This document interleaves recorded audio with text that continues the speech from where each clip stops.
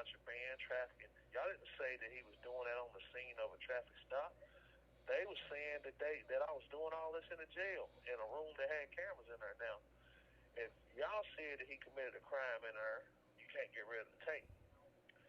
If he said you committed a crime on him in there, you can't get rid of the tape, because what you'll be doing is you'll be getting rid of a tape with a crime on it, and that's tampering with crime scene evidence. If he did the crime and truly done the crime, the tape would prove beyond a reasonable doubt that he done it.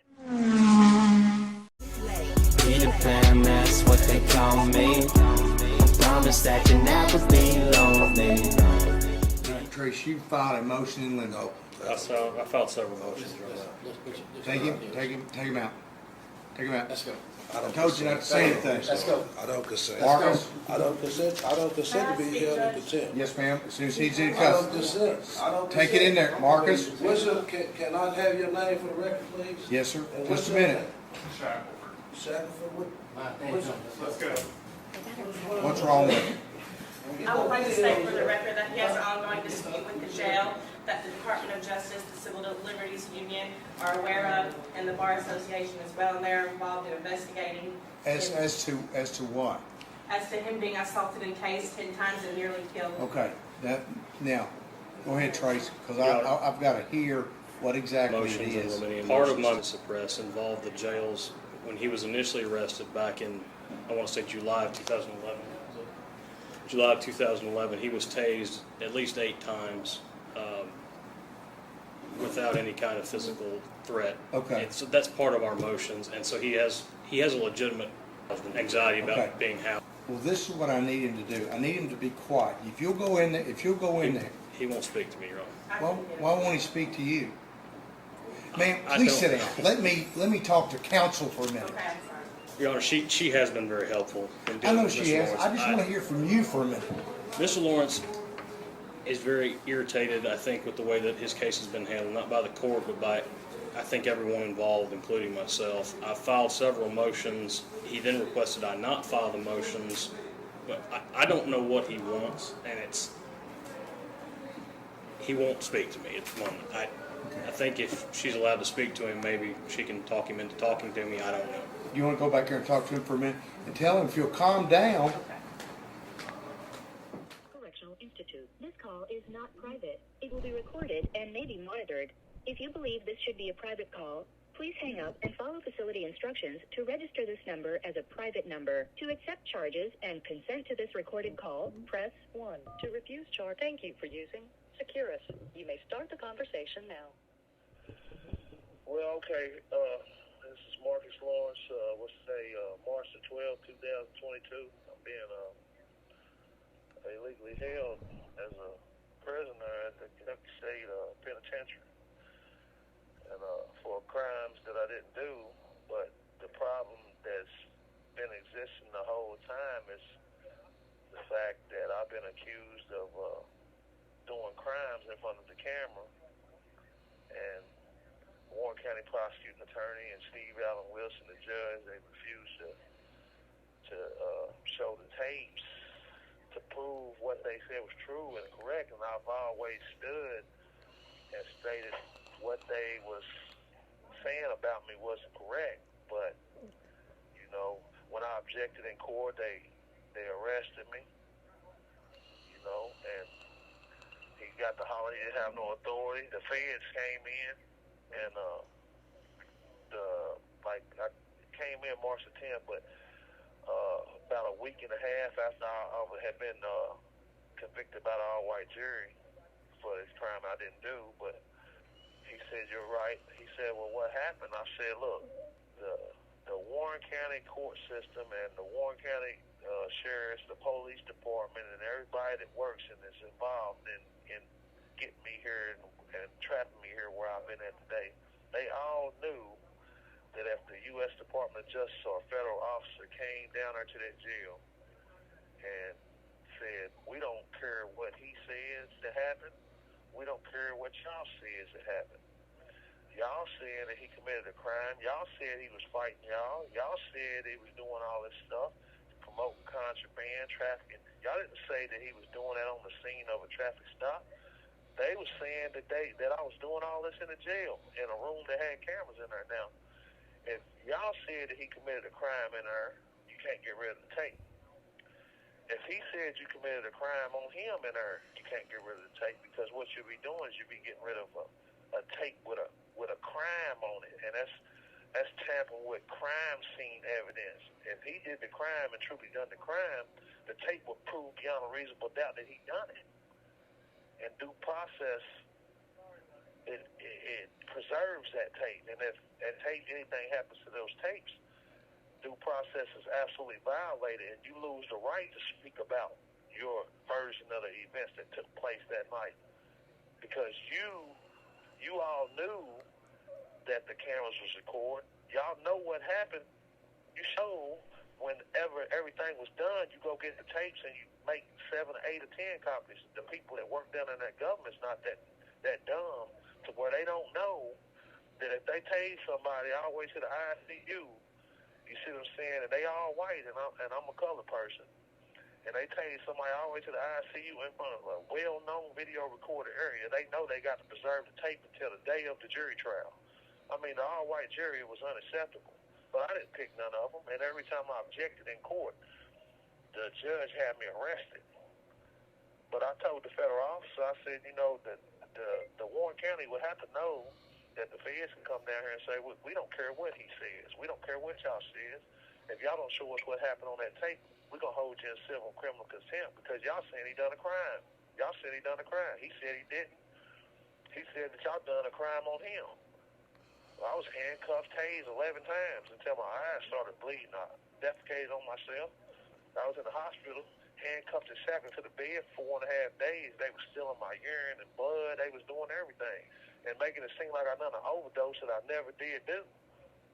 They was telling the hospital that, and that's where the issue was with the medical records, because the hospital falsified the medical records. The federal investigators asked about the medical records to prove that I was there, but all the medical records was falsified because the police kept telling them that I was done an overdose when I never done it. I never done it. They was telling them that, so they would document that, so they wouldn't document the fact that they tased me and caused heart, muscle, and nerve damage. I mean, the same thing that happened to Rodney King and George Floyd was the same thing happened to me. They done it on the camera, but see, they trying to retaliate against the tape. I mean, they didn't get rid of the tape because they liked me. They didn't get rid of the tape because they wanted to be fair with me. They got rid of the tape because I was black and they was all white. That's why they got rid of the tape. They got rid of the tape because they hated what the tape would show. They hated what the tape would prove. They hated what would happen, the consequences that would have came behind if they had to show that tape. So what they did is they felt like, well, if we get rid of the tape, maybe we can cover it all up, and we won't get in much trouble for getting rid of the tape. But if you show the tape, we're going to get in big trouble, because the feds is going to rain in on us, and they're going to see that we don't have no business doing this stuff, especially this, we all grouped up, and there's so many of us working out here in the government that's all white, Caucasian white, doing this to somebody black. Now, what is it? A big, large group of government officials, supposed to be smart, educated government officials. I mean, they so smart, and then they turn around and do something wrong to somebody black in front of the cameras, and everybody works in conspiracy to make sure nobody never sees the tape.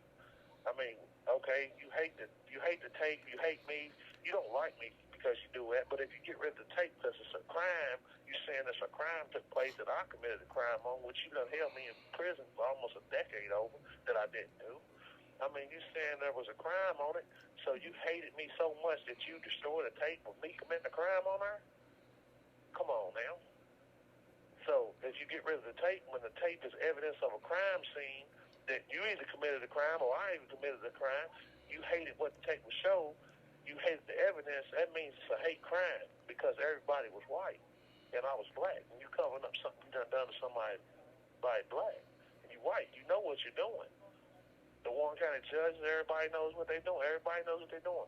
The federal government's supposed to have been done came down here and said, look, if y'all don't got that tape, we got to get y'all to leave him alone. Y'all can't do this shit because this is going to pan out bad. It's not over. It's not over. You're not going to lawfully prison me and make me serve 15 years in prison for something I didn't do because I stood up to you. I stood up to you the same way that Dr. Martin Luther King stood up for equality, justice. I stood up for my freedom. I didn't go to a jury trial because I was guilty. I went to a jury trial because I was innocent. That's why I went. I didn't know that the system in Warren County, the Bowling Green, Kentucky, was corrupt the way that it was. I didn't know that. I didn't know they was going to set up an all-white jury. I didn't know there was never going to be anybody equal to my race, age, sex, gender, or none of that stuff of my color that was going to be able to be selected before pre-empatory challenge ever began. I didn't know none of that. They always threatened me with the most if I didn't just plead guilty. And a lot of times I plead guilty to stuff I didn't do just because they always would say, well, okay, they going to say this and they going to say that, they going to say this, so how you going to prove that they lying? Look where you from.